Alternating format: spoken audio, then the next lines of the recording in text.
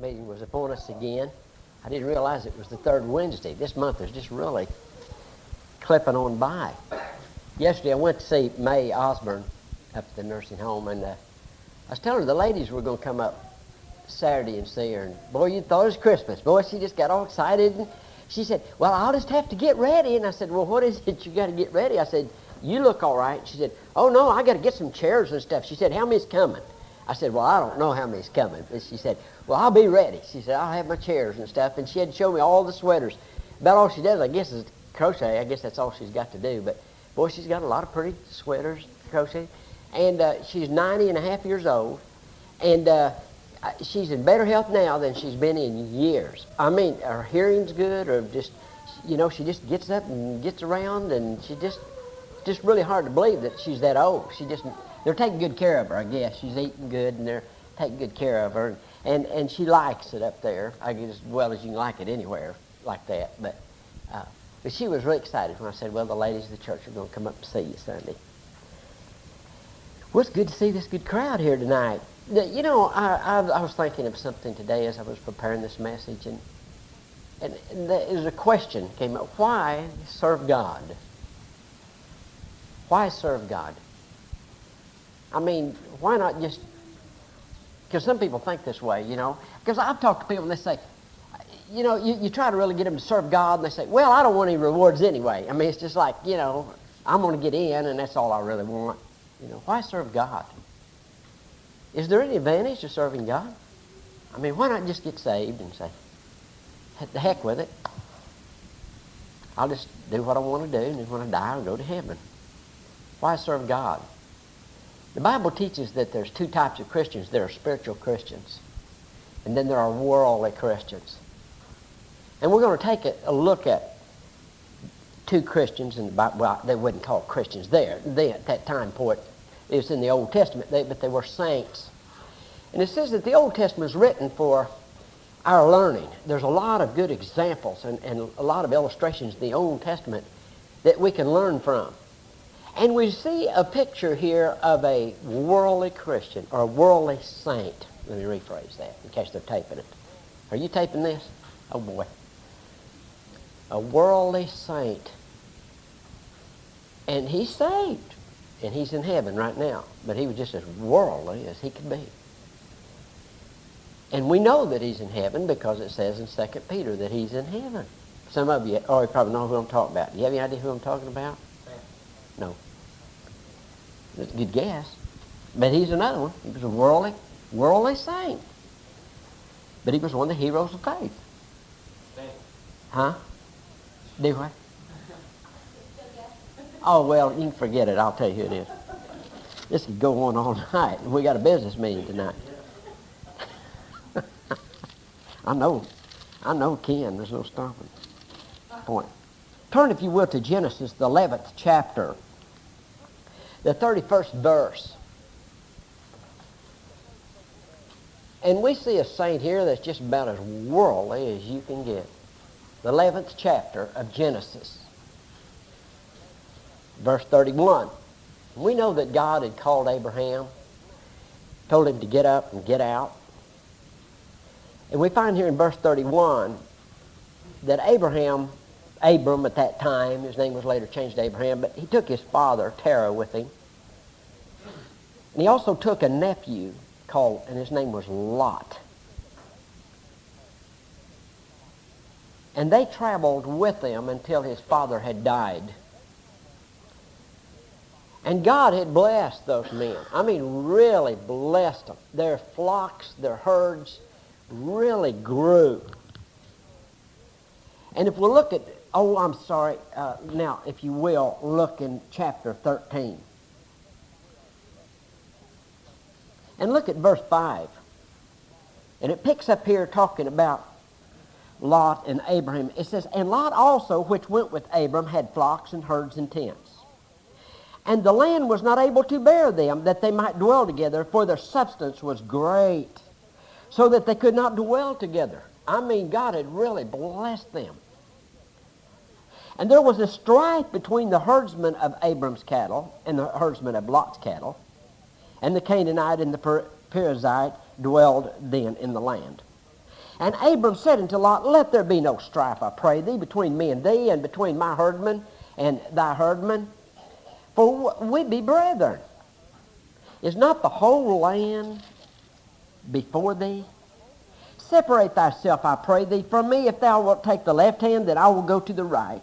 Or if thou depart to the right hand, then I will go to the left. In other words, Abraham said, you just choose where you want to go. If you want to go that way, or if you want to go that way, whichever way you don't want to go, I'll take what's left.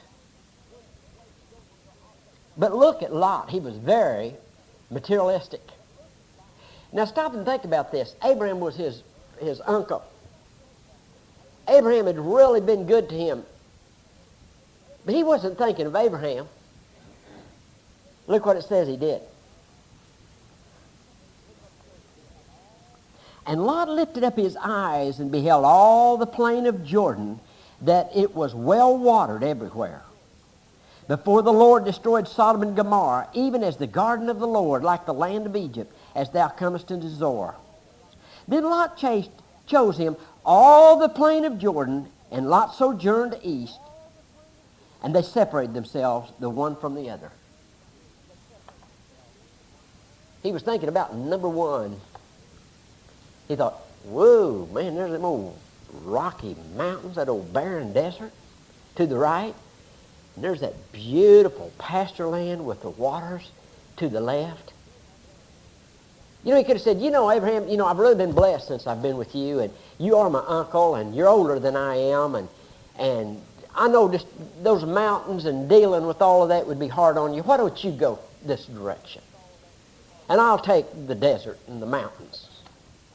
But no, he said, I want the plains, and I want the water.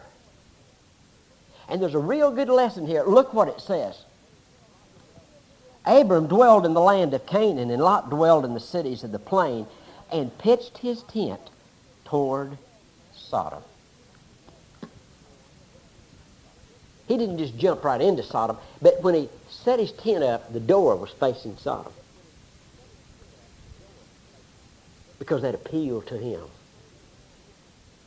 That worldliness, the things that was going on in Sodom, the bright lights, appealed to him. But he wasn't just immediately, he didn't just say, okay, I'm leaving here and went to Sodom. No, he was looking that way. And folks, when you start looking at the world, it won't be long, you'll be right in the middle of the world. He had his eye on the things of Sodom and Gomorrah. And no doubt he would continue to move closer. Then a little closer and a little closer. And that's the way it is with backsliding. You know, I've never seen a spiritual Christian that was coming to church and serving God one day, and just the next day they're out in the bars and the honky-tonks. It's always a series of compromises. Well, this ain't too bad. I think it'd be okay if I did this. That's the reason they call it backsliding. It's downhill. And it wound up right in the middle of Sodom. But the men of Sodom were wicked and sinners before the Lord exceedingly. Well, why in the world would he want to be there then? Did you ever stop and think about that? If they were as wicked as they were, and the Bible tells how wicked they were, why would he even want to be living there? What would he have in common with that society, that type of people? But see, here's the difference. Lot was looking towards the world. Abraham was looking for a city that hath foundations, whose builder and maker is God. Look what was said. Now listen, Sodom and Gomorrah got so wicked and so bad, God said, man, I've had it. I can't stand any more of this. We're going to destroy it. But on the way, notice what happened, chapter 18. And the Lord appeared unto him, that's Abram, in the plains of Maram, and he sat in the tent door of the heat of the day. And he lifted up his eyes and looked, and lo, 3 men stood by him. And when he saw them, he ran to meet them from the tent door, and bowed himself toward the ground, and said, My Lord, if now I have found favor in thy sight, pass not away, I pray thee, from thy servant. Let a little water, I pray you, be fetched, and wash your feet, and rest yourselves under the tree. And I will fetch a morsel of bread, and comfort ye your hearts. After that ye shall pass on. For therefore are ye come to your servant. And they said, so do as thou hast said. So, see, that was the Lord and two angels. Now, he didn't realize it at the time. They would just address anyone like that, Lord, as Lord. But he fed them. And after he fed them, they started on their way. Well, after they fed them, then he told them, Abraham, you're going to have a son. That was when he promised that he would have a son. And then they started on their way. But look at this. After the Lord had departed a little way, he said, and the Lord said, shall I hide this from Abraham, that thing which I do? He said, I can't hide this from Abraham. He said, I got to go back and tell him what I'm going to do. Seeing that Abraham shall surely become a great and mighty nation, and all the nations of the earth shall be blessed in him. Boy, now look at this next. Now this is verse 19. Look at this. For I know him, that he will command his children and his household after him, and they shall keep the way of the Lord to do justice and judgment, that the Lord may bring upon Abraham that which he had spoken of him. Isn't that good? Isn't that good that the Lord would say that? Boy, I know Abraham. He'll raise his children right. He'll keep my laws, my statutes, and he'll bring his children up in the ways of the Lord. He never said that about Lot. He said, I'm not going to hide this from Abraham. He's my friend. And he's going to become a great nation. And I know that he'll raise his children right. And I'm going to tell him what I'm going to do. So he went down there and he said, well, we're going to go down and see if Sodom and Gomorrah is really as wicked as it's reported to be. We're going to destroy it. Well, you remember what happened then. Abraham said, well, Lord, if there's 50 righteous people, would you destroy the righteous with the wicked? He said, it wouldn't be right to destroy the righteous with the wicked. And you remember, I guess he was the first Jew because he kept Jewing him down. Well, he's the father of the Jews, isn't he? And he finally got down. Finally, the Lord said, no, if there's even 10 righteous people, I won't destroy the city for the 10's sake. But guess what? There wasn't even 10. There wasn't even 10. Now look how far Lot had backslid. Look at chapter 19. And there came 2 angels to Sodom in evening. And Lot sat in the gate of Sodom. Now, do you know what history reports? That I can't hardly fathom this. But Lot was the mayor of Sodom. Can you imagine anyone backsliding to that extent? He was the mayor of that wicked city. What does it mean he sat in the gate? Does anybody have any idea what that means when it said he sat in the gate of the city? Why would he sit in the gate of the city? I've shared this before. That's where the rulers always met. That's where city council met. That's where all city business took place, was at the gate of the city, and all of the elders and the councilmen and whatever, they came there, and they had a little room built in the gate. Now, what I mean by that is big, massive walls. The cities were fortified with massive walls, and they'd have rooms there in there, and that's kind of like City Hall. And that's where they conducted all their business. And it says that he sat there in the gate. And Lot, seeing them, rose up to meet them. And he bowed himself with his face toward the ground. And he said, behold now, my lords, turn in, I pray you, into your servant's house, and tarry all night, and wash your feet, and ye shall rise up early, and go your ways. And they said, nay, but we will abide in the street all night. And he pressed upon them greatly, and they turned in unto him, and entered into his house. And he made them a feast, and did bake unleavened bread, and they did eat. But before they lay down, the men of the city, even the men of Sodom, compassed the house round, both old and young, all the people from every quarter. And they called unto Lot and said unto him, where are the men which came into thee this night? Bring them out unto us, that we may know them. And folks, that didn't mean that we want to shake hands. That's not what that meant. That meant the men of the city wanted to have sexual relations with these 2 angels. And Lot went out at the door unto them, and shut the door after him, and said, I pray you, brethren, do not so wickedly. Behold, now I have 2 daughters, which have not known man. Let me pray, I pray you, bring them out unto you, and do as ye to them as is good in your eyes. Only unto these men do nothing, for therefore came they under the shadow of my roof. Can you imagine anybody so backslidden that he's willing to give his 2 daughters to him? What a mess he was in. Well, they were going to break the door down, and the angel struck them with blindness. The men were so wicked, after they were blind, they were still trying to find the doorknob. Boy, isn't that something?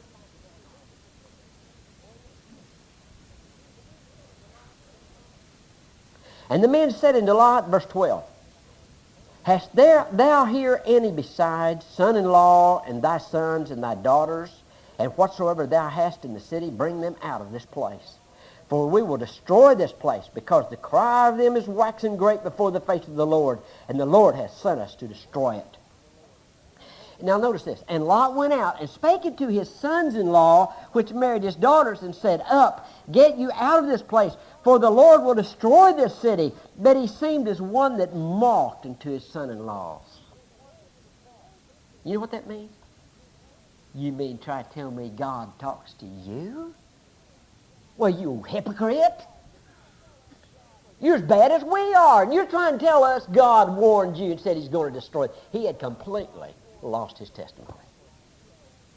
He had completely lost his witness.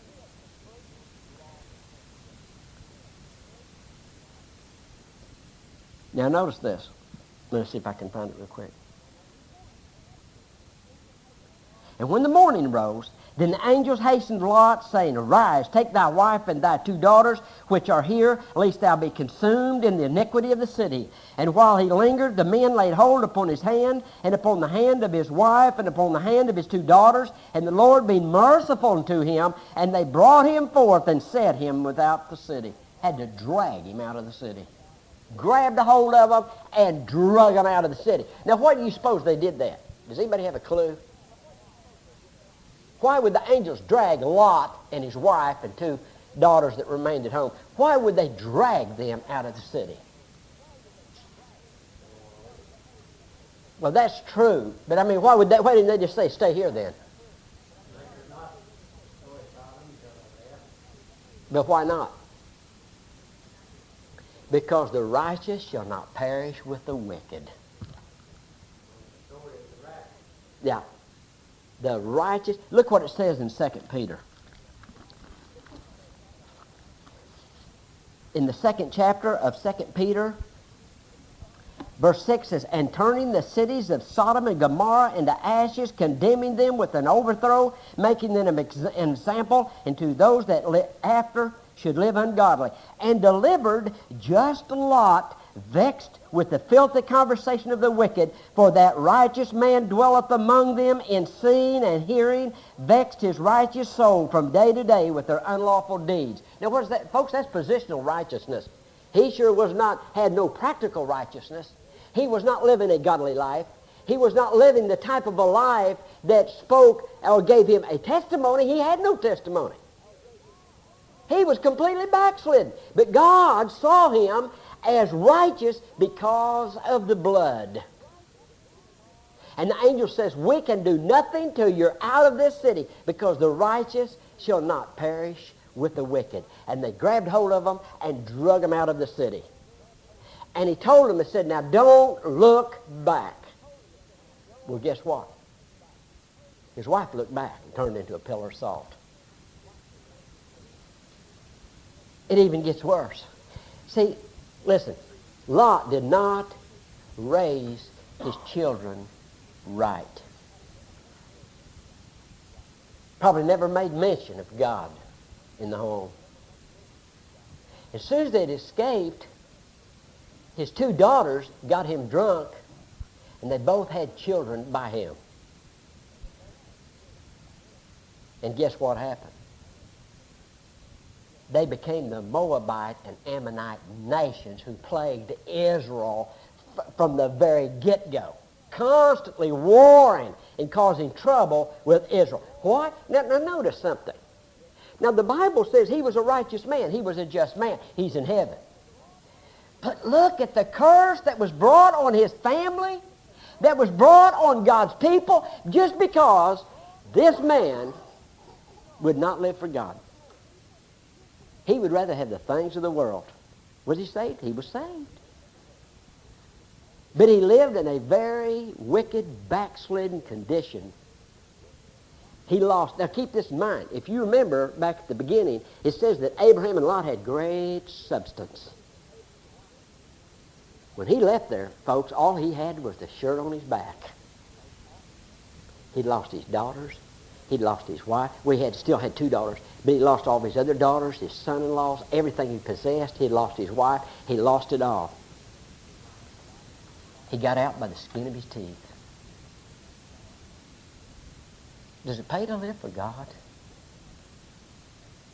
Folks, there's more to living for God than just going to heaven. Do you care for your kids? See, people say, well, I'm saved. My kids aren't saved. That's their problem. Well, that's one way you can look at it, I guess. But don't you care for your kids? Now stop and think about this. First of all, he should have never been in Sodom.